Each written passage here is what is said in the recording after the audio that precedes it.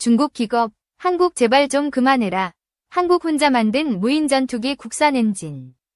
세계 1위, 수직 이착륙 스텔스 돌파 비행. 군 당국이 소총사격 무인 항공기 사업에 본격 나선다.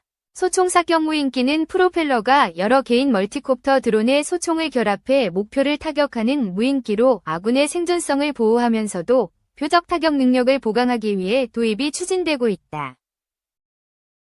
국내에서는 드론 전문 업체인 유메게어가 K2 소총을 결합한 드론을 생산한다. 29일 방위사업청에 따르면 군 당국은 오는 6월 소총사격 무인 항공기 사업 추진 기본 전략안을 수립할 예정이다. 이를 위해 방사청 첨단기술사업단 무인기 사업팀이 6월 중 소총사격 무인 항공기와 특수작전 용정찰 무인 항공기 사업의 예비사업 설명회를 개최한다. 소총사격 무인 항공기 사업은 전평시 산악과 도시지역 작전과 대해안 침투작전 등에서 전투원의 생존성을 보장하고 적타격을 보강하기 위해 소총을 장착한 무인 항공기를 확보하는 사업이다. 무인기에 소총을 결합한 것으로 보면 된다. 이 사업은 신속시범 획득 사업과 연계해 추진하는 사업이다. 신속시범 운용 장비 형상은 프로펠러가 6개인 멀티콥터형 드론에 소총을 장착한 것이다. 소총의 종류는 명시하지 않았지만 육군에 보급된 K2 소총이 유력해 보인다. 소총 장착 무인 항공기 사업을 하려는 기업은 작전 반경, 운용 고도, 채공 시간, 비행 체중량, 장착 화기, 사격 정확도, 감지기 성능, 방수 등의 항목을 갖춰야 한다. 소총 사격 무인 항공기는 전혀 새로운 것이 아니다. 육군이 2021년 9월 강원도 인제군 육군과학화전투훈련단에서 육군의 대표 브랜드이자 최상위 전투체계인 아미타이거 4.0 전투실험 현장을 공개했을 때 모습을 보였고, 지난해 10월 경기도 성남시 서울공항에서 열린 서울국제항공우주 및 방위산업 전시회 2023에서도 그 성능을 시연했다. 군 당국은 앞서 지난 2020년 9월 신속시범 획득 과제로 선정하고 이듬해 61월 육군이 시범 운용을 했으며 2022년 1월 군사적 활용성을 확인했다. 경기도 화성의 드론 전문 업체 유메게어는 K2 소총을 장착하고 원격으로 목표물을 타격하는 무인 공격형 드론인 소총 조준 사격 드론을 제작한다.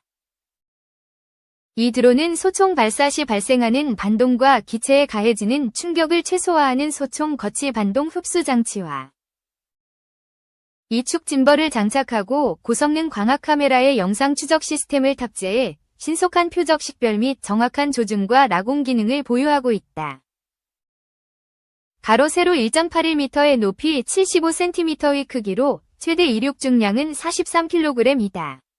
운용거리는 반경 2km이며 20분간 임무를 수행할 수 있으며 최고 속도는 시속 80km, 임무 수행 속도는 시속 40km다.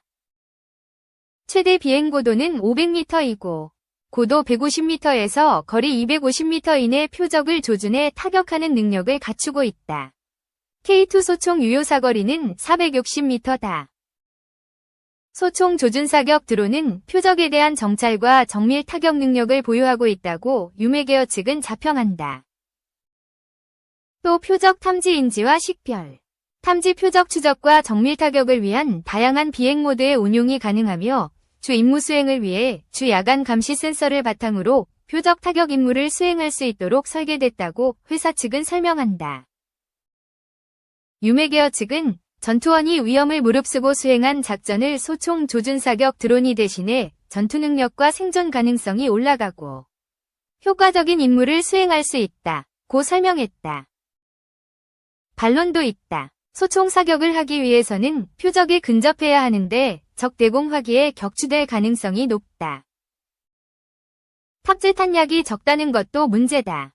K2 소총 탄창은 최대 30발이 들어가는 만큼 다수의 표적을 제압하는 데는 한계가 있다.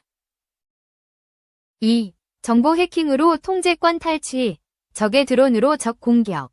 현대전에서 무인무기체계 활용 범위가 점점 커짐에 따라 이들 무인무기체계 통제권을 역으로 탈취하는 공격 기술 역시 엄청난 속도로 발전하고 있다. 특히 무인무기 체계로 상대방을 난타하고 있는 우크라이나에서는 양측 모두 손바닥보다 작은 FPV 드론부터 테니스 코트를 가득 채울 수 있는 크기의 무인 전투 폭격기까지 예외 없이 통제권 탈취 공격 대상이 되고 있다. 전파 방해, 대공화기와 미사일 등을 활용한 물리적 공격을 통해 단순히 적의 무인무기 체계를 무력화하는 것보다 통제권을 탈취해 역공격하는 것이 보다 효과적이기 때문이다. 위성 위치 확인 시스템 혹은 무선 주파수 신호를 교란해 드론을 추락시키거나 통제를 방해하는 기술은 드론으로 상징되는 무인무기 체계에 대한 가장 대표적인 비접촉 대응 방식이다. 아무리 인간의 능력을 초월하는 똑똑한 인공지능이 적용된 무인무기 체계라고 해도 GPS와 RF 신호를 제대로 활용하지 못하면 능력이 크게 반감되기 때문이다. 문제는 원격 제어 방식의 취약점을 역으로 활용해 GPS와 RF 신호를 교란하는 이 방식조차 매우 명확한 기술적 한계가 있다는 것이다.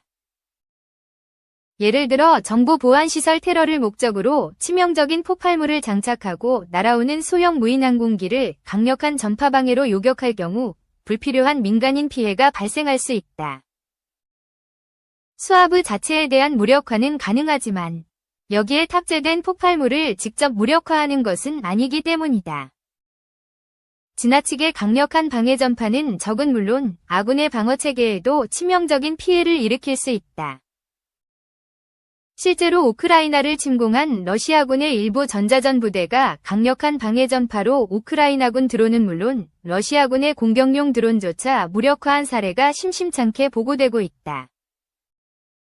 하지만 적 드론에 대한 통제권을 완벽하게 탈취할 수 있다면 이야기는 완전히 달라진다. 계정 탈취 공격은 전혀 새로운 것이 아니다. 일반적으로 계정 탈취 공격은 범죄자가 온라인 서비스 업체의 보안 체계 혹은 개인이 설정한 비밀번호를 뚫고 피해자의 온라인 계정 소유권을 탈취하는 사이버 범죄 행위를 의미한다. 이렇게 탈취된 온라인 계정은 각종 범죄에 활용되는 것은 물론 상황에 따라서는 천문학적인 사회적 손실을 일으키기도 한다. 정보기술의 눈부신 발전으로 계정 탈취 공격은 나날이 정교해지고 광범위해지고 있으며 그 피해 범위 역시 개인에서 지역사회를 넘어 국가안보를 위협하는 수준까지 도달했다.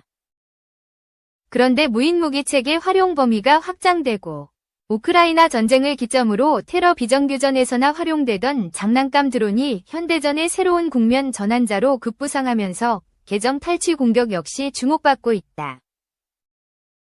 통제권을 탈취해 불필요한 피해를 최소화할 수 있는 것은 물론 다양한 정보를 수집하거나 거짓 정보를 흘려 적을 교란할 수 있다. 필요하다면 적군의 무인무기 체계로 적에 대한 역공격도 가능하다는 장점이 있다. 일반적인 광역 전파 방해와 달리 보안 및 인증 기술을 활용한 선별된 공격이 가능하며 방어 능력을 초월하는 군집 공격에 대해서도 가장 확실한 대비책으로 평가되고 있다. 미국을 비롯한 세계 각국이 무인무기 체계에 대한 통제권 탈취 공격에 높은 관심과 지속적인 투자를 계속하는 이유다. 어떻게 통제권을 탈취하나? 무인무기 체계에 대한 통제권 탈취는 일반적인 계정 탈취 공격과 거의 유사하다. 일단 전장 주변에서 다양한 신호 정보를 수집해 분석하고 적의 무인무기 체계 통제 주파수를 확인한다.